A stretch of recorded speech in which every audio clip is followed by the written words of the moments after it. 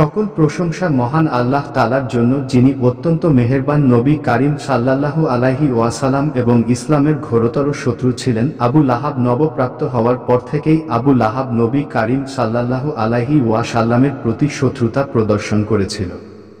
শুধুমাত্র নবী কারীম সাল্লাল্লাহু আলাইহি ওয়াসাল্লামের শত্রু ছিল না, বরং মুসলিমদের উপর নানা ধরনের অত্যাচার করত এবং ইসলামের অস্তিত্ব মুছে ফেলার চেষ্টা করেছিল। পবিত্র কুরআনে আবু লাহাব সম্পর্কে বলা হয়েছে, তার দুটি হাত ধ্বংস হোক এবং সে নিজেও ধ্বংস হোক। আজকের ভিডিওতে আমরা ইসলামের সেই শত্রু সম্পর্কে আলোচনা করব, যার কথা পবিত্র কুরআনে উল্লেখ করা হয়েছে এবং সে ইসলামের বিরুদ্ধে কি কি অপকর্ম করেছিল। এছাড়াও নবী কারীম সাল্লাল্লাহু আলাইহি ওয়াসাল্লামের সঙ্গে আবু লাহাবের সম্পর্ক কি ছিল। রাত 12:48 আবু লাহাবের স্ত্রী উম্মে জামিল কেমন ছিল এবং নবী কারীম সাল্লাল্লাহু আলাইহি ওয়াসাল্লামের জন্মের খবর শোনার পর আবু লাহাবের প্রতিক্রিয়া কি ছিল, এই সব বিষয়ে আলোচনা করা হবে। আবু লাহাব ছিল তৎকালীন আরবের কুরাইশ গোত্রের একজন অন্যতম নেতা। তার আসল নাম ছিল আব্দুল উজ্জা ইবনে আব্দুল মুত্তালিব, তবে তিনি আবু তওয়াহা নামে বেশি পরিচিত ছিলেন। আবু লাহাব ছিলেন নবী কারীম সাল্লাল্লাহু আলাইহি ওয়াসাল্লামের চাচা। আবু লাহাবের গায়ের রং ছিল উজ্জ্বল এবং তার চেহারা ছিল অত্যন্ত সুন্দর। আবু লাহাব তৎকালীন আরব সমাজের অন্যতম একজন ধনী ব্যক্তি হলেও অত্যন্ত কৃপণ স্বভাবের ছিলেন। নবী কারীম সাল্লাল্লাহু আলাইহি ওয়াসাল্লামের জন্মের খবর শুনে আবু লাহাব আনন্দিত হয়ে তার দাসী সুমাইয়াকে মুক্ত করে দিয়েছিলেন। যদিও আবু লাহাব কৃপণ ছিলেন, কিন্তু নবী কারীম সাল্লাল্লাহু আলাইহি ওয়াসাল্লামের জন্মের পর তিনি এই উদারতা দেখিয়েছিলেন। নবী কারীম সাল্লাল্লাহু আলাইহি ওয়াসাল্লামের পিতা আব্দুল্লাহ তার জন্মের পূর্বে ইন্তেকাল করেছেন। বড় চাচা হিসেবে আবু লাহাব নিজেকে মুহাম্মদ সাল্লাল্লাহু আলাইহি ওয়াসাল্লামের পিতার স্থলাভিষিক্ত মনে করতেন। কিন্তু নবী কারীম সাল্লাল্লাহু আলাইহি ওয়াসাল্লামের দাদা আব্দুল মুত্তালিব ইন্তেকালের পূর্বে নবী কারীম সাল্লাল্লাহু আলাইহি ওয়াসাল্লামের দেখাশোনার দায়িত্ব আবু লাহাবের বদলে আবু তালিবের উপর অর্পণ করেছিলেন। যদিও আবু তালিব আর্থিকভাবে আবু লাহাবের তুলনায় অনেকটাই দুর্বল ছিলেন, আবু লাহাবের স্ত্রী উম্মে জামিল অর্থাৎ আরওয়া বিনতে হারিস ছিলেন আবু সুফিয়ানের বোন। এই উম্মে জামিলের কণ্ঠস্বর ছিল খুবই দুঃখ, যে কারণে উম্মে জামিলকে জ্বালানি কাঠ বহনকারী বলা হতো। আবু লাহাবের মতো উম্মে জামিল নবী কারীম সাল্লাল্লাহু আলাইহি ওয়াসাল্লামের প্রতি তীব্র শত্রুতা পোষণ করত। আবু লাহাব এবং উম্মে জামিল দুজনই ইসলাম এবং নবী কারীম সাল্লাল্লাহু আলাইহি ওয়াসাল্লামের বিরুদ্ধে অবস্থান নিয়েছিল। নবী কারীম সাল্লাল্লাহু আলাইহি ওয়াসাল্লাম এবং তার পরিবারকে কষ্ট দেওয়ার ব্যাপারে আবু লাহাব ছিল সবচেয়ে অগ্রগামী। আবু লাহাবের দুই ছেলে উদ্ভাবন ও তাইবা, এই উতবা এবং তার সঙ্গে নবী কারীম সাল্লাল্লাহু আলাইহি ওয়াসাল্লামের দুই কন্যা উম্মে কুলসুম এবং রুকাইয়ার বিয়ে হয়েছিল। নবী কারীম সাল্লাল্লাহু আলাইহি ওয়াসাল্লামের নবপ্রাপ্তির পর থেকেই আবু লাহাবের সঙ্গে তার শত্রুতা শুরু হয়েছিল। নবী কারীম সাল্লাল্লাহু আলাইহি ওয়াসাল্লাম নবুয়াত প্রাপ্তির প্রথম 3 বছর গোপনে ইসলাম প্রচার করেছিলেন। এরপর মহান আল্লাহ তাআলার পক্ষ থেকে হুকুম আসে, আপনার নিকট আত্মীয়দেরকে আল্লাহ তাআলার আযাব থেকে সতর্ক করুন। তখন নবী কারীম সাল্লাল্লাহু আলাইহি ওয়াসাল্লাম মহান আল্লাহ তাআলার এই হুকুম বাস্তবায়নের জন্য বনু হাশিম গোত্রকে ইসলামের দাওয়াত দিতে শুরু করেছিলেন। নবী কারীম সাল্লাল্লাহু আলাইহি ওয়াসাল্লাম বনু হাশিম গোত্রের সামনে তাওহীদের বার্তা পেশ করেছিলেন। তিনি তাদেরকে ইসলামের দাওয়াত দিয়েছিলেন, কিন্তু আবু লাহাব এই বার্তা শুনে ক্ষিপ্ত কণ্ঠে বলেছিল, এখানে যারা উপস্থিত রয়েছেন তারা সবাই আরবের সম্মানিত ব্যক্তি। মুহাম্মদ, তুমি বোকামি ছেড়ে দাও এবং এটা বুঝে নাও যে তোমার পরিবারের পক্ষে সমগ্র আরবের বিরুদ্ধে দাঁড়ানোর মতো শক্তি নেই। আর তুমি যদি এই দাবিতে অটল থাকো তাহলে তোমাকে সমগ্র আরবের মুখোমুখি হতে হবে। আবু লাহাবের এই বেয়াদবিপূর্ণ উক্তি শুনে ও নবী কারীম সাল্লাল্লাহু আলাইহি ওয়াসাল্লাম নীরব ছিলেন। এরপর উপস্থিত সবাই সেখানে থেকে চলে গিয়েছিল। এই ঘটনার কয়েকদিন পর নবী কারীম সাল্লাল্লাহু আলাইহি ওয়াসাল্লাম আবারও তার নিকট আত্মীয়দের ডেকে তাওহীদের বার্তা আরও স্পষ্টভাবে পেশ করেছিলেন। এবারও আবু লাহাব প্রচণ্ড ক্ষিপ্ত হয়ে নবী কারীম সাল্লাল্লাহু আলাইহি ওয়াসাল্লামকে অশ্লীল ভাষায় গালিগালাজ করেছিলেন এবং আবু তালিবকে বললেন, তোমাকে অবশ্যই মুহাম্মদকে বিচারের সম্মুখীন করতে হবে। এর উত্তরে আবু তালিব বললেন, মহান আল্লাহ তাআলার কসম, যতদিন আমি জীবিত অবস্থায় আছি আমি আমার ভাতিজা মুহাম্মদকে সুরক্ষা প্রদান করব। এই দ্বিতীয় দাওয়াতের মাধ্যমে নবী কারীম সাল্লাল্লাহু আলাইহি ওয়াসাল্লাম বুঝতে পেরেছিলেন বনু হাশিম গোত্রের মধ্যে অন্তত একজন ব্যক্তি অর্থাৎ আবু তালিব রয়েছেন, যার উপর নবী কারীম সাল্লাল্লাহু আলাইহি ওয়াসাল্লাম ভরসা করতে পারেন। এরপর নবী কারীম সাল্লাল্লাহু আলাইহি ওয়াসাল্লাম আরও সাহসী পদক্ষেপ নিয়েছিলেন। একদিন তিনি সাফা পাহাড়ে আরোহণ করে উচ্চস্বরে কোরাস গোত্রগুলিকে ডাকলেন। তিনি বললেন, এবং ফির এবং আদি এবং কাবাব ইত্যাদি। নবী কারীম সাল্লাল্লাহু আলাইহি ওয়াসাল্লাম ততক্ষণ পর্যন্ত গোত্রগুলিকে ডেকেছিলেন যতক্ষণ না পর্যন্ত সমস্ত গোত্রের মানুষেরা তার নিকট একত্রিত হয়েছিল। নবী কারীম সাল্লাল্লাহু আলাইহি ওয়াসাল্লামের আহ্বানে যারা সরাসরি উপস্থিত হতে পারে নাই, তাদের পক্ষ থেকে একজন প্রতিনিধি পাঠিয়েছিল। সকল গোত্রের মানুষ একত্রিত হবার পর নবী কারীম সাল্লাল্লাহু আলাইহি ওয়াসাল্লাম সবাইকে উদ্দেশ্য করে বললেন, এই পাহাড়ের পেছনে একটি সেনাবাহিনী অবস্থান করছে যারা তোমাদের ওপর আক্রমণ করবে, তবে কি তোমরা আমার কথা বিশ্বাস করবে? সকাল 5:30 সবাই একসঙ্গে জবাব দিল, আপনি বললে আমরা অবশ্যই বিশ্বাস করব। কারণ নবী কারীম সাল্লাল্লাহু আলাইহি ওয়াসাল্লাম সম্পর্কে তাদের অভিজ্ঞতা ছিল, তিনি কখনো মিথ্যা বলেন না। এরপর নবী কারীম সাল্লাল্লাহু আলাইহি ওয়াসাল্লাম বললেন, আমি তোমাদেরকে একটি কঠিন শাস্তি সম্পর্কে সতর্ক করছি, তোমরা নিজেদেরকে জাহান্নামের আগুন থেকে বাঁচাও।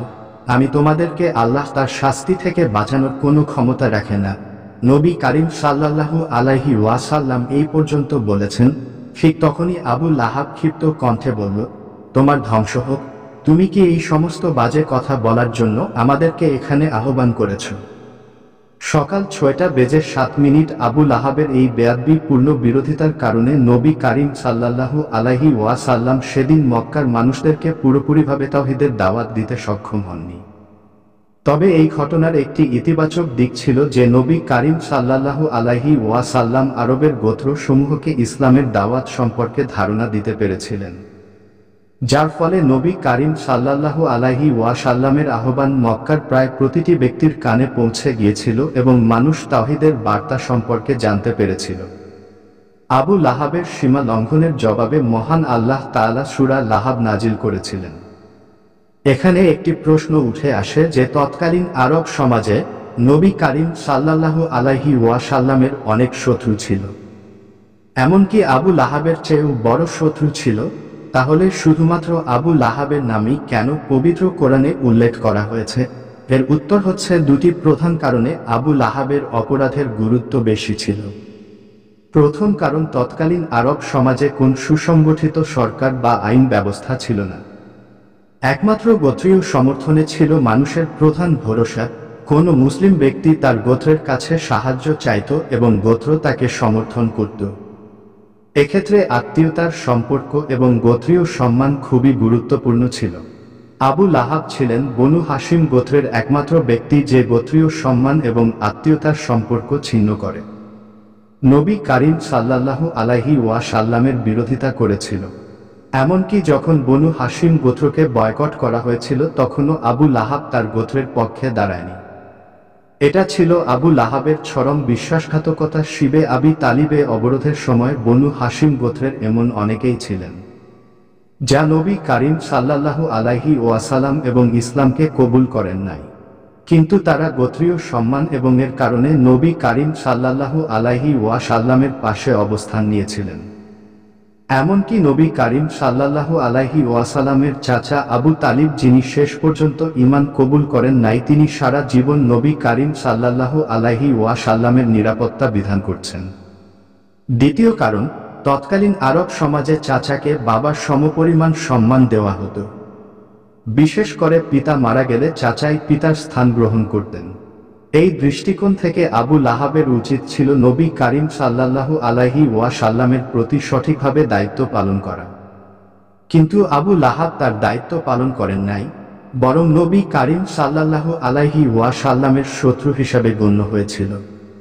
সাফা পাহাড়ে আবু লাহাবের দুর্ব্যবহার এবং সীমালঙ্ঘন, এরপরেও নবী কারীম সাল্লাল্লাহু আলাইহি ওয়াসাল্লাম নীরব ছিলেন, কারণ আনুষ্ঠানিকভাবে আবু লাহাব নবী কারীম সাল্লাল্লাহু আলাইহি ওয়াসাল্লামের পিতৃতুল্য ছিলেন। তাই মহান আল্লাহ তাআলা নিজেই আবু লাহাবের নাম উল্লেখ করে তার নিন্দা করেছিলেন।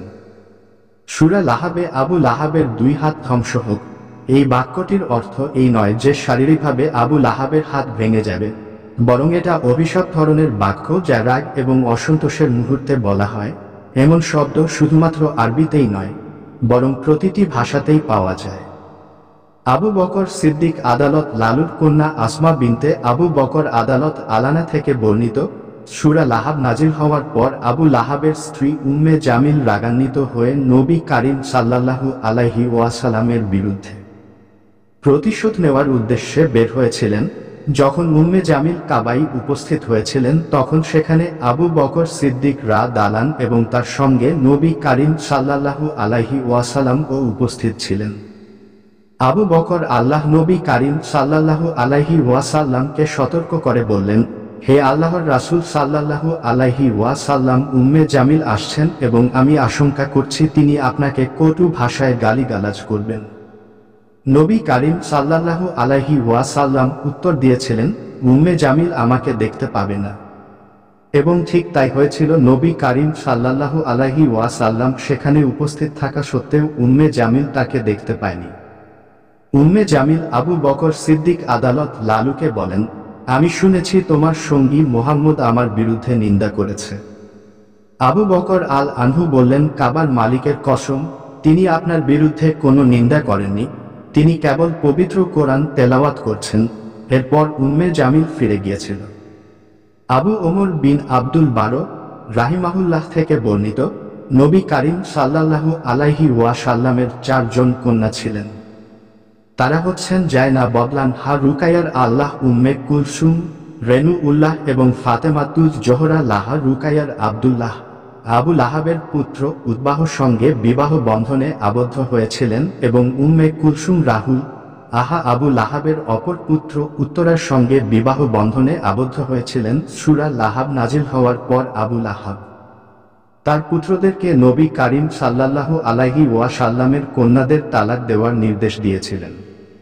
এই ঘটনা নবী কারীম সাল্লাল্লাহু আলাইহি ওয়াসাল্লাম এবং তার পরিবারের প্রতি আবু লাহাবের শত্রুতা এবং বিদ্বেষের একটি উল্লেখযোগ্য দৃষ্টান্ত।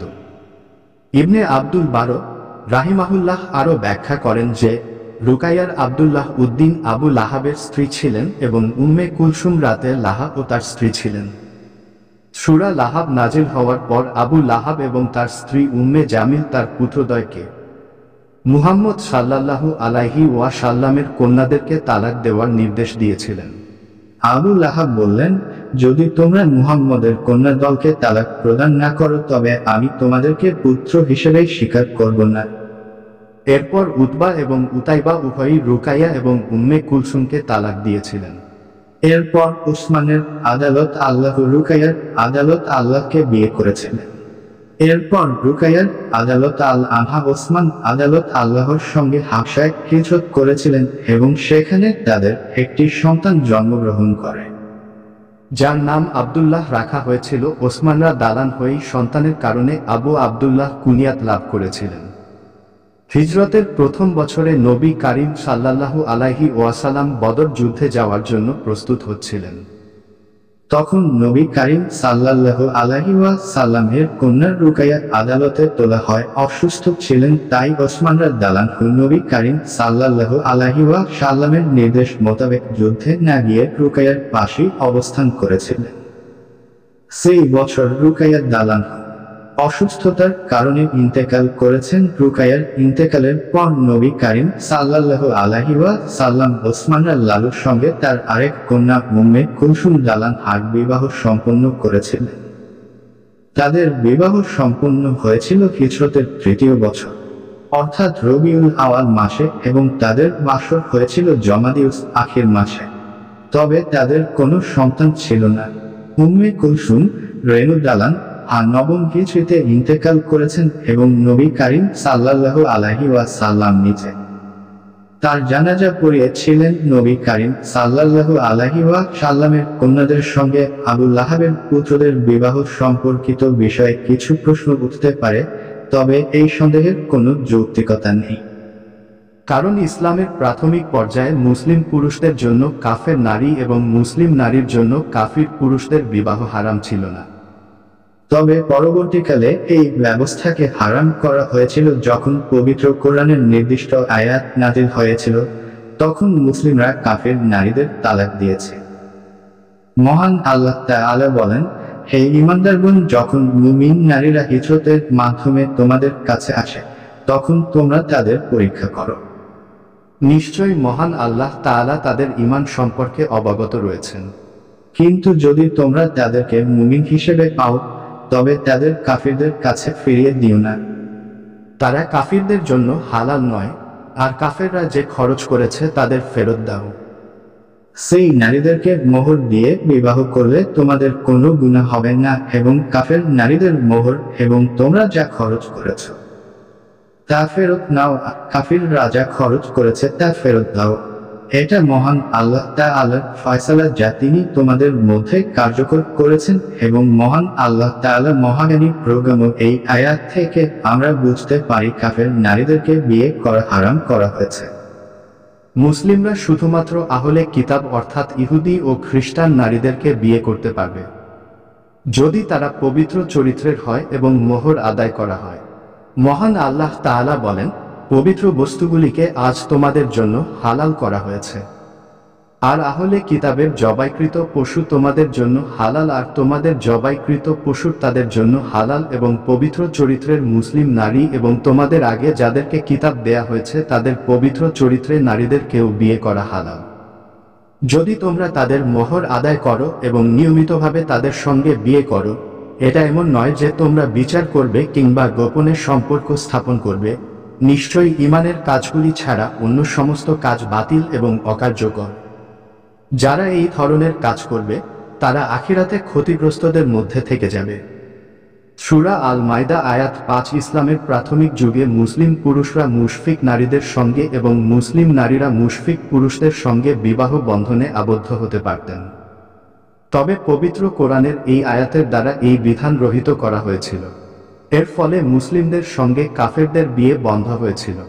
উদাহরণস্বরূপ, উমর ইবনুল খাত্তাব দালানহু সেই সময়ে মক্কায় দুজন মুশফিক নারীকে তালাক দিয়েছিলেন। তাদের মধ্যে একজন ছিলেন আবু উমাইয়া কন্যা কারিবা, যাকে পরে মুয়াবিয়া ইবনে আবু সুফিয়ান বিয়ে করেছিলেন। তখন তারা উভয়ই মুশফিক ছিলেন। দ্বিতীয়জন ছিলেন ওমর আল কাজির কন্যা উম্মে কুলসুম, যাকে পরে আবু জাহান ইবনে হুজাইফা বিয়ে করেছিলেন। তখন তারা উভয়ই মুশফিক ছিলেন। ইসলামের প্রাথমিক পর্যায়ে নবী কারীম সাল্লাল্লাহু আলাইহি ওয়াসাল্লাম আবু লাহাবের পুত্রদ্বয়ের সঙ্গে তার কন্যাদের বিয়ে দিয়েছিলেন। এর মধ্যে নবী কারীম সাল্লাল্লাহু আলাইহি ওয়াসাল্লামের কন্যা জায়নাব লাহার বিয়ে হয়েছিল। আবুল আশের সঙ্গে আবুল আশ তখন মুশফিক ছিলেন, কিন্তু পরে যখন ইসলামের বিধান অনুসারে কাফিরদের সঙ্গে বিবাহ হারাম করা হয় তখন নবী কারীম সাল্লাল্লাহু আলাইহি ওয়াসাল্লাম জানাব এবং আবুল বাশার মধ্যে বিবাহ বিচ্ছেদ ঘটিয়েছিলেন। কিন্তু কিছুদিন অতিবাহিত হওয়ার পর আবুল আশ ইসলাম গ্রহণ করেছিলেন। তখন নবী কারীম সাল্লাল্লাহু আলাইহি ওয়াসাল্লাম জান আব্দুল্লাহকে আবারও আবুল আশের নিকটে ফিরিয়ে দিয়েছিলেন। আবু লাহাবের পুত্র উতাইবা নবী কারীম সাল্লাল্লাহু আলাইহি ওয়াসাল্লামের সঙ্গে বেয়াদবির সমস্ত সীমা অতিক্রম করে গালিগালাজ করেছিল। এমনকি সে নবী কারীম সাল্লাল্লাহু আলাইহি ওয়াসাল্লামের ওপর ঝাঁপিয়ে পড়ে নবী কারীম সাল্লাল্লাহু আলাইহি ওয়াসাল্লামের পবিত্র যা মোবারক ছিঁড়ে ফেলেছিল। এই অপমানজনক ঘটনায় নবী কারীম সাল্লাল্লাহু আলাইহি ওয়াসাল্লাম প্রচণ্ড কষ্ট পেয়েছিলেন। নবী কারীম সাল্লাল্লাহু আলাইহি ওয়াসাল্লাম তখন বললেন, হে মহান আল্লাহ তাআলা, আপনার সৃষ্ট পশুদের মধ্যে থেকে কোনো পশুকে তার উপর ক্ষমতা দান করুন। নবী কারীম সাল্লাল্লাহু আলাইহি ওয়াসাল্লামের মুখ থেকে উচ্চারিত প্রতিটি শব্দ অমোঘ এবং তা অবশ্যই পূর্ণ হয়। মুশফিকরা ও জানত, তবে কারীম সাল্লাল্লাহু আলাইহি ওয়াসাল্লাম যা বলেন তা কখনো ব্যর্থ হয় না। এরপর আবু লাহাব এবং তার পুত্র উতাইবা একটি বাণিজ্যিক কাফেলার সঙ্গে সিরিয়ার দিকে যাত্রা করেছিলেন।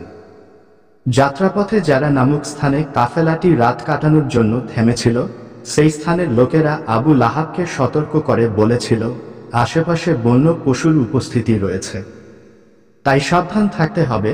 তখন আবু লাহাবের স্মরণ হয়েছিল নবী কারীম সাল্লাল্লাহু আলাইহি ওয়াসাল্লামের সেই বদলার কথা, যেখানে তিনি উতাইবা ধ্বংসের জন্য মহান আল্লাহ তাআলার কাছে দোয়া করেছিলেন। তখন আবু লাহাব কাফেলার লোকদেরকে বলল, হে লোকেরা, আব্দুল্লাহ পুত্র মুহাম্মদ আমার পুত্র উদয় 12 ধ্বংসের জন্য দোয়া করেছিল। আমার আশঙ্কা হচ্ছে কোনো বন্য পশু ও তাইবাকে আক্রমণ করতে পারে। তোমরা সবাই মিলে বাণিজ্যিক পণ্য এক স্থানে জমা করো এবং তার উপর উদয় 12 বিছানা পেতে দাও এবং তারপর সবাই তার চারপাশে ঘুমিয়ে পড়ো যাতে উতাইবা নিরাপদ থাকে। কাফেলার লোকেরা আবু লাহাবের কথা মতো উতাইবা সুরক্ষার জন্য পূর্ণ ব্যবস্থা নিয়েছিল এবং সবাই নিশ্চিন্তে ঘুমিয়ে পড়েছিল। কিছুক্ষণ পর সেখানে একটি সিংহ এসে উপস্থিত হলো, কিন্তু সিংহটি কাউকে আক্রমণ না করে ঘুমন্ত লোকদের সরতে শুরু করলো এবং এগিয়ে যেতে লাগলো। সিংহটি কাউকে সামান্য পরিমাণ আচরণ ছিল না, যা থেকে বুঝতে পারা যায় সিংহটি ক্ষুধার্ত ছিল না। সিংহটি সবাইকে শুকতে শুকতে শেষ পর্যন্ত উতাইবার কাছে পৌঁছে গেল। উতাইবাকে রক্ষা করার জন্য একটি উঁচু স্থানে রাখা হয়েছিল, কিন্তু সিংহটি বাণিজ্যিক পণ্যের উপর লাফ দিয়ে উঠে আবার বিছানায় চলে গেল। সিংহটি হঠাৎ রক্তপিপাসু হয়ে উঠল এবং তার ধারালো দাঁত দিয়ে উতাইবার মাথায় চেপে ধরল। কাফেলার সমস্ত লোক জেগে উঠেছিল, কিন্তু সিংহের ভয়ানক গর্জনে কেউ সামনে আগাতে সাহস পায়নি। আবু লাহাব চিৎকার করছিল, কিন্তু সিংহটি উতাইবার মাথা চিবিয়ে ফেলল। উতাইবা যন্ত্রণায় কুঁকড়ে মারা গেল। মজার বিষয় হচ্ছে, সিংহটি উতাইবার রক্ত পান করে নাই বা তার গোশত খায় নাই, শুধুমাত্র তার মাথা চিবিয়েছিল। এরপর সিংহটি হঠাৎ করেই সেখানে থেকে চলে গেল। লোকেরা সিংহটিকে খুঁজতে লাগল, কিন্তু এই সিংহের আর সন্ধান পাওয়া যায়নি। তারিক ইবনে আব্দুল্লাহ আল মহাবির আদালত থেকে বর্ণিত, আমি একদিন বাজারে আল্লাহ রাসূল সাল্লাল্লাহু আলাইহি ওয়াসাল্লামকে দেখেছিলাম। আল্লাহ রাসূল সাল্লাল্লাহু আলাইহি ওয়াসাল্লাম তখন জুব্বা পরিহিত অবস্থায় ছিলেন এবং উচ্চস্বরে লোকদেরকে বলেছিলেন, হে লোকেরা, তোমরা বলো আল্লাহ তাআলা ছাড়া কোন উপাস্য নেই, তবে তোমরা সফলকাম হতে পারবে। এমন সময় এক ব্যক্তি নবী কারীম সাল্লাল্লাহু আলাইহি ওয়াসাল্লামের পেছনে পাথর ছুঁড়ে মারছিল, যার ফলে মুহাম্মদ সাল্লাল্লাহু আলাইহি ওয়াসাল্লামের পায়ের নিচের অংশ এবং গোড়ালি রক্তাক্ত হয়েছিল। সেই ব্যক্তি লোকদেরকে বলছিল যে, লোকেরা, তোমরা এই ব্যক্তির কথা শুনবে না, সে একজন মিথ্যাবাদী। আল মুহরি ব্রাজিল ও তালান্ডু জিজ্ঞাসা করলেন, এই ব্যক্তিকে? লোকেরা উত্তরে বলল, তিনি বনু হাশিম গোত্রের আব্দুল্লাহর এতিম পুত্র। বাজারে নবী কারীম সাল্লাল্লাহু আলাইহি ওয়াসাল্লামকে ঘিরে লোকেরা জমায়েত হতে শুরু করেছিল এবং নবী কারীম সাল্লাল্লাহু আলাইহি ওয়াসাল্লাম লোকদেরকে বলছিলেন, লোকেরা, তোমরা বলো আল্লাহ তাআলা ছাড়া কোন উপাস্য নেই, তবে তোমরা সফলকাম হবে। তখন নবী কারীম সাল্লাল্লাহু আলাইহি ওয়াসাল্লামের পেছনে একজন উজ্জ্বল চেহারার লোক দাঁড়িয়েছিল, যার মাথায় চুলের 2টি গুচ্ছ ছিল। সে লোকদেরকে বলছিল, এই ব্যক্তি ধর্মহীন এবং মিথ্যাবাদী। নবী কারীম সাল্লাল্লাহু আলাইহি ওয়াসাল্লাম যেখানেই যেতেন, সেই ব্যক্তির পিছনে পিছনে যেত। আল্লাহর ইবাদত আল্লাহ ও লোকদের কাছে সেই ব্যক্তি সম্পর্কে জিজ্ঞাসা করলে তারা বলেছিল, উনি মুহাম্মদের চাচা আবু লাহাব।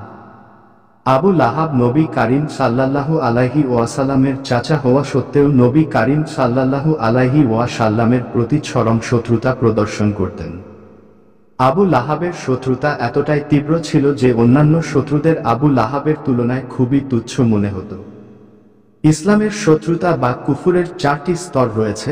প্রথম স্তর হচ্ছে গুরু, অর্থাৎ যারা ইসলাম কবুল করে নাই, কিন্তু ইসলাম বা নবী কারীম সাল্লাল্লাহু আলাইহি ওয়াসাল্লামের কোনো ক্ষতি করে নাই। এই ব্যক্তিদের মধ্যে প্রথম নাম হচ্ছে আবু তালিব। তিনি ইসলাম কবুল না করলেও নবী কারীম সাল্লাল্লাহু আলাইহি ওয়াসাল্লামকে সর্বাত্মক সাহায্য এবং সমর্থন করতেন। তার মহানুভবতা এবং দৃঢ় চরিত্রের কথা সকলেই জানেন।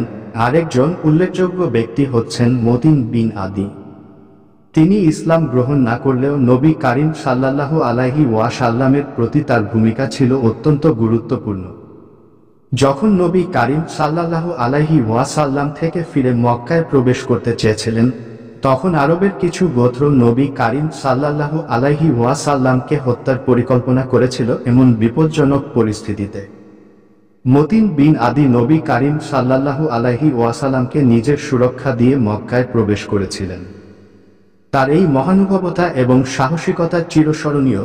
বদরের যুদ্ধের সময় যখন ৭০ জনের বেশি কাফের বন্দী হয়েছিল, তখন নবী কারীম সাল্লাল্লাহু আলাইহি ওয়াসাল্লাম বলেছেন, যদি মতিন বিন আদি জীবিত থাকতেন এবং এই বান্দীদের মুক্তির ব্যাপারে অনুরোধ করতেন, তাহলে আমি সবাইকে মুক্তি দিয়ে দিতাম।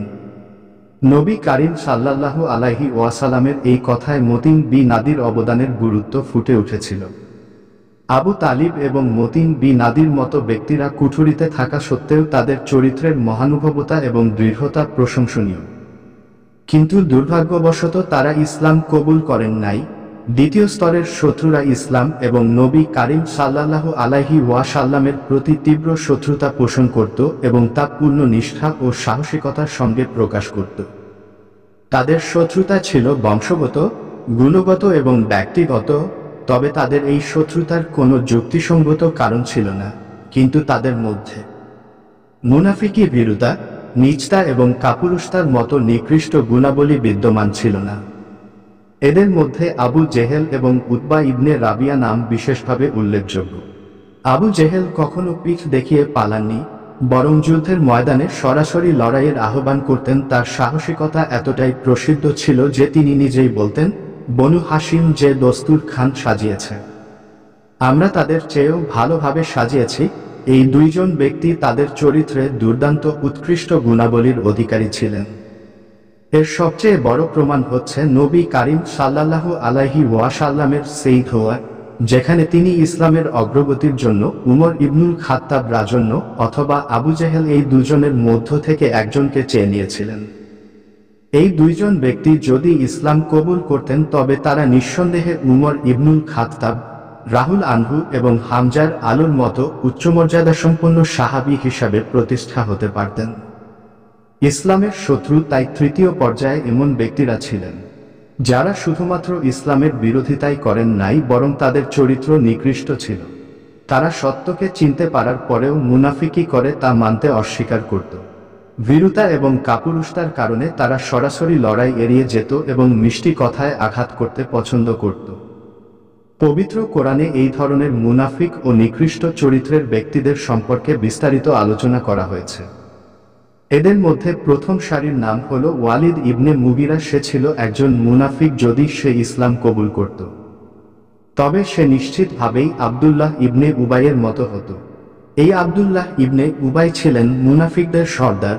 শেষ পর্যায়ে এমন এক ব্যক্তির কথা বলা হয় যার শত্রুতা, মুনাফিকি, নীচতা, কাপুরুষতা এবং হিংসা সবচেয়ে বেশি প্রকাশ পেয়েছে। তার মধ্যে কোনো সম্মানবোধ বা প্রতিবেশীর প্রতি দয়া ছিল না। নবী কারীম সাল্লাল্লাহু আলাইহি ওয়াসাল্লামের পুত্র আবুল কাশেম রাজা লালুর ইন্তেকালের পর সেই ব্যক্তি প্রকাশ্যে আনন্দ করেছিল। সামাজিকভাবে সেই ব্যক্তি এতটাই নিম্ন স্তরে নেমে গিয়েছিল যে কাবাঘরের বাইতুল মালের খাজাঞ্চি থাকা অবস্থায় সে সোনার হরিণ চুরি করেছিল, যা কাবায় নজরানা হিসেবে দেওয়া হতো। এই কারণে সে মক্কায় হরিণ চোর নামে কুখ্যাত হয়ে উঠেছিল। তার কাপুরুষতা, হিংসা, মুনাফিকি এবং নিকৃষ্ট চরিত্রের কথা তুলে ধরার জন্য পবিত্র কুরআনে তার নামও উল্লেখ করে তার ধ্বংসকে অনিবার্য করে তোলা হয়েছে। এই ব্যক্তি আর কেউ নন, তিনি হলেন বনু হাশিম গোত্রের অন্যতম নেতা এবং নবী কারীম সাল্লাল্লাহু আলাইহি ওয়াসাল্লামের চাচা আবু লাহাব। নবী কারীম সাল্লাল্লাহু আলাইহি ওয়াসাল্লামের চাচা এবং প্রতিবেশী আবু লাহাব তার ঐতিহ্য এবং মূল্যবোধের প্রতি অনুগত ছিল না এবং তার কোনো ভালো গুণ ছিল না। যখন কুরাইশরা দেখল তাদের সমস্ত রকম বিরোধিতার পরেও ইসলাম গ্রহণকারীর সংখ্যা খুব দ্রুত বৃদ্ধি পাচ্ছে এবং মুসলিমদের বিরুদ্ধে তাদের সমস্ত অপকৌশল ব্যর্থ হচ্ছে, তখন তারা নতুন এবং আরও কঠোর পরিকল্পনা করেছিল। তবে হামজার আদালত আর আনহু এবং উমর ইবনুল খাত্তাব আব্দুল্লাহ ইসলাম গ্রহণের পর তাদের সেই সমস্ত পরিকল্পনা ব্যর্থ হয়েছিল। যখন কুরাইশরা দেখল নবী কারীম সাল্লাল্লাহু আলাইহি ওয়াসাল্লামের কিছু পরিমাণ সাহাবী হাবশায় হিজরত করে শান্তিতে বসবাস করছেন এবং মক্কায় হামজা ও ওমর আদালত আলানুর মতো সাহসী যোদ্ধারা ইসলাম কবুল করেছেন, তখন তারা নবী কারীম সাল্লাল্লাহু আলাইহি ওয়াসাল্লামকে হত্যার পরিকল্পনা করেছিল। আবু তালিব যখন নবী কারীম সাল্লাল্লাহু আলাইহি ওয়াসাল্লামকে হত্যার পরিকল্পনার কথা জানতে পারেন, তখন তিনি বনু হাশিম গোত্রের সকল সদস্যদের একত্রিত করেছিলেন এবং বনু হাশিম গোত্রের সকলেই নবী কারীম সাল্লাল্লাহু আলাইহি ওয়াসাল্লামকে হত্যাকারীদের কবল থেকে সুরক্ষা প্রদান করেছিলেন। কুরাইশদের এই পরিকল্পনা যখন ব্যর্থ হয়েছিল, তখন আরবের সমস্ত গোত্র একত্রিত হয়ে বনু হাশিম গোত্রের বিরুদ্ধে একটি চুক্তি করেছিল। এই চুক্তিতে তারা সিদ্ধান্ত নিয়েছিল যে আরবের কোনো গোত্র বনু হাশিম গোত্রের সঙ্গে কোনো ধরনের লেনদেন, বিয়ে শাদী বা সম্পর্ক রাখবে না, যতক্ষণ না পর্যন্ত তারা আব্দুল্লাহর এতিম পুত্র মুহাম্মদকে আমাদের হাতে সমর্পণ না করে। কুরাইশরা এই চুক্তি লিখে আমার ভেতরে টানিয়ে দিয়েছে। এই চুক্তি লিখেছিল মানসুর বিন ইকরাম। নবী কারীম সাল্লাল্লাহু আলাইহি ওয়াসাল্লাম এই মানসুর বিন ইকরামের বিরুদ্ধে বদলা করেছিলেন, যার ফলে মানসুর বিন ইকরামের আঙুল অসাড় হয়ে গিয়েছিল। এই চুক্তির ফলে বনু হাশিম গোত্রকে 3 বছর যাবৎ কঠিন অবরোধের মধ্যে থাকতে হয়েছিল। এ সময় তারা চরম ক্ষুধা, দুর্ভোগ ও কষ্টের মুখোমুখি হয়েছিল। এই সময় তাদের কাছে খাদ্য বা পানীয় কোনো কিছুই পৌঁছানো যেত না। কেউ গোপনে সাহায্য করলে তাকেও কঠিন শাস্তির মুখোমুখি হতে হতো। অবশেষে কিছু সাহসী ব্যক্তি এই জুলুমের বিরুদ্ধে আওয়াজ তুলে দলিলটি ছিঁড়ে ফেলার আহ্বান জানিয়েছিলেন। তাদের মধ্যে বিখ্যাত ছিলেন হাশিম ইবনে আমর এবং আবু আল বক্তারা বিন হাশিম। যখন বয়কটের দলিলটি নামানো হয়েছিল, তখন দেখা গিয়েছিল মহান আল্লাহ তাআলার পবিত্র নাম ছাড়া বাকি সমস্ত লেখা পোকায় খেয়ে ফেলেছিল। এই ঘটনার পর বয়কট শেষ হয়েছিল। এই সময়ে বনু হাশিম গোত্রকে চরম ক্ষুধা ও কষ্ট সহ্য করতে হয়েছিল। তারা বাবলা এবং কুল গাছের পাতা আহার করে জীবন ধারণ করতেন, এমনকি তাদের দরকারি কাজে ছাগলের মল পর্যন্ত ব্যবহার করতে হয়েছিল। নবী কারীম সাল্লাল্লাহু আলাইহি ওয়াসাল্লাম ও এই সময় অবরুদ্ধ অবস্থায় ছিলেন। একটি রায় বর্ণিত হয়েছে, নবী কারীম সাল্লাল্লাহু আলাইহি ওয়াসাল্লাম বলেছেন, এক রাতে আমি এতটাই ক্ষুধার্ত ছিলাম যে আমার পায়ের নিচে ভেজা কোনো কিছু পেয়ে তা মুখে দিয়েছিলাম, এখনো আমি জানি না সেটা কি ছিল। 1457 থেকে বর্ণিত, নবী কারীম সাল্লাল্লাহু আলাইহি ওয়াসাল্লাম শিবে আবি তালিবের অবরুদ্ধ থাকাকালীন অবস্থায় এক রাতে তিনি উটের চামড়ার একটি টুকরা পেয়েছিলেন। সেটা তুলে পরিষ্কার করে আগুন দিয়ে পুড়িয়ে পাথর দিয়ে পিষে ময়দার মতো করে ফেললেন এবং তা পানির সঙ্গে মিশিয়ে 3 দিন আহার করে জীবন ধারণ করেছিলেন। এই সময়ে কোনো ব্যবসায়ী কাফেলা খাদ্য নিয়ে মক্কায় এলে বনু হাশিমের লোকেরা খাদ্য কিনতে বাজারে যেত। কিন্তু আবু লাহাব, আবু জেহেল সহ আরও কিছু ব্যক্তি ব্যবসায়ীদের কাছে গিয়ে বলত, মুহাম্মদের সঙ্গীদের নিকট বেশি দাম চাও, যদি তারা কিছু কিনতে না পারে এবং তোমার জিনিস যদি বিক্রি না হয় তবে আমরা তার ক্ষতিপূরণ দেব। এইভাবে ব্যবসায়ীরা দাম বাড়িয়ে দিত, ফলে গরিব মুসলিমদের খালি হাতে ফিরতে হতো, শিশুরা ক্ষুধার কান্নাকাটি করত। এই দিকে আবু লাহাব ব্যবসায়ীদের নিকট থেকে সেই জিনিসগুলি বেশি দামে কিনে নিতেন। এই অবস্থায় মুসলিমরা নিঃস্ব ও ক্ষুধার্ত হয়ে মৃত্যু খুব নিকটে পৌঁছে গিয়েছিল। ইবনে আব্বাস হযরত আলানুর বর্ণনা অনুযায়ী অনেকেই মারা গিয়েছিলেন। আবু লাহাবের স্ত্রী ও নবী কারীম সাল্লাল্লাহু আলাইহি ওয়াসাল্লামের কঠোর বিরোধী ছিল। পবিত্র কুরআনে তার সম্পর্কে বলা হয়েছে, সে জাহান্নামে তার স্বামীর জন্য আগুনের কাঠ সংগ্রহ করবে যাতে আগুন আরো প্রজ্বলিত হয়। যেমন সে দুনিয়ায় তার স্বামীর কুফর ও শত্রুতায় সাহায্য করেছিল, তেমনি শাস্তিতেও তার সাহায্যকারী হবে।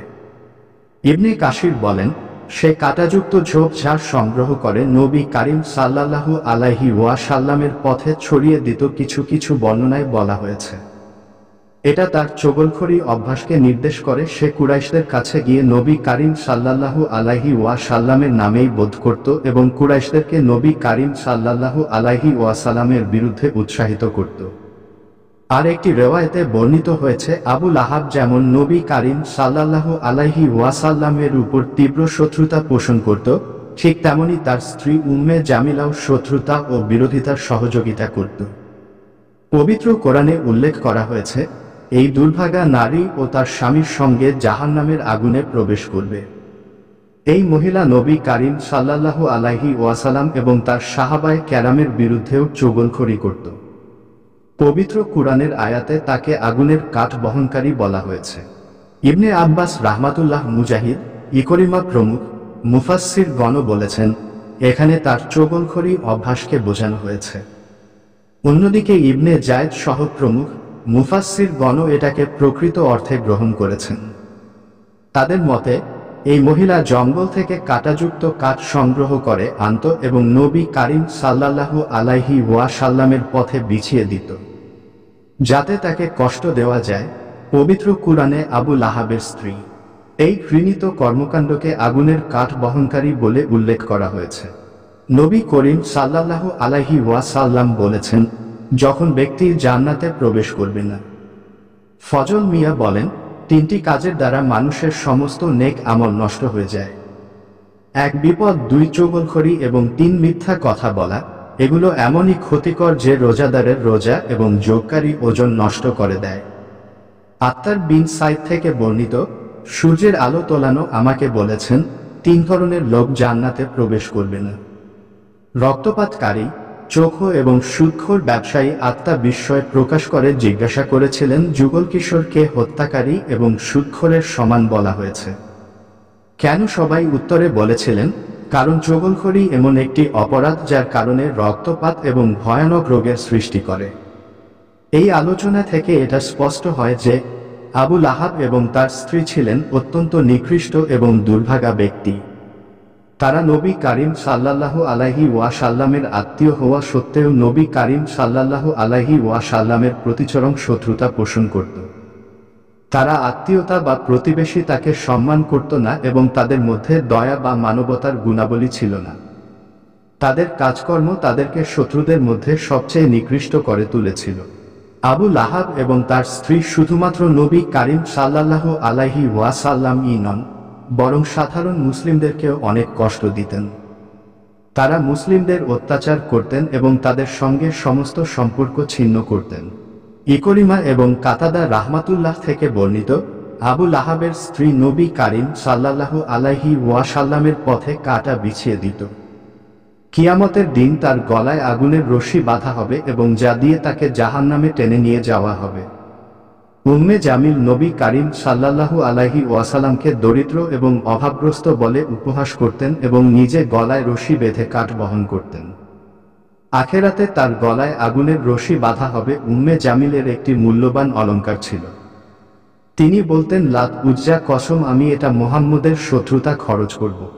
কিয়ামতের দিন সেই অলংকার দিয়ে তাকে শাস্তি দেওয়া হবে। সূরা লাহাব নাজিল হওয়ার সময় আবু লাহাব এবং তার স্ত্রী উভয় জীবিত ছিলেন। মহান আল্লাহ তাআলা তাদের সম্পর্কে বলেছেন, তারা জাহান্নামের শাস্তি পাবে, অর্থাৎ তারা ইসলাম কবুল করবে না এবং কিশোরের উপরে মৃত্যুবরণ করবে। ঠিক তাই ঘটেছিল। তারা উভয়ই মুশফিক অবস্থায় মারা গিয়েছিল। এটা মহান আল্লাহ তাআলার অনেক বড় একটি নিদর্শন যা সূরা লাহাবে বর্ণিত হয়েছে এবং তা সত্যে পরিণত হয়েছে। আবু লাহাব বদর যুদ্ধে অংশ নিতে পারেনি। যখন কুরাইশরা বদরের যুদ্ধে পরাজিত হয়ে মক্কায় ফিরেছিল, তখন তাদের মুখে পরাজয়ের খবর শুনে আবু লাহাবের মনে তীব্র ক্ষোভ ও দুঃখের সৃষ্টি হয়েছিল। এর কিছু দিন পরেই সে ভয়ানক গুটিবসন্ত রোগে আক্রান্ত হয়েছিল। এই রোগের কারণে তার সমস্ত শরীর পচে গিয়েছিল এবং মাত্র 7 বা 8 দিনের মধ্যে সে ইন্তেকাল করেছিল। আরবের লোকেরা গুটিবসন্তকে খুব ভয় পেত এবং এই রোগে মারা যাওয়া ব্যক্তিকে অভিশপ্ত মনে করত। এই কারণে আবু লাহাবের ছেলেরাও 3 দিন পর্যন্ত তার লাশ স্পর্শ করেনি। শেষে তারা একটি কবর খুঁড়ে কাঠ দিয়ে লাশ ফেলে কবরে ফেলে মাটি চাপা দিয়েছিল। কিছু ইতিহাসবেত্তাগণ লিখেছেন, দূর থেকে লোকেরা সেই গর্তে এত পরিমাণ পাথর নিক্ষেপ করেছিল যে পাথরের আঘাতে তার লাশ চূর্ণ বিচূর্ণ হয়ে গিয়েছিল। মুশরিকরা নবী কারীম সাল্লাল্লাহু আলাইহি ওয়াসাল্লামকে কষ্ট দেওয়ার জন্য নানাভাবে উপহাস করত। তাদের মূল উদ্দেশ্য ছিল নবী করিম সাল্লাল্লাহু আলাইহি ওয়াসাল্লামকে হতাশ করা এবং সাধারণ মানুষের সামনে তাকে অপমানিত ও লাঞ্ছিত করা, যাতে তিনি সমাজের সামনে মাথা তুলে না দাঁড়াতে পারেন এবং মানুষ তার দিকে আকৃষ্ট না হয়। নবী কারীম সাল্লাল্লাহু আলাইহি ওয়াসাল্লাম ছিলেন অত্যন্ত সম্মানিত ও সত্যবাদী ব্যক্তি।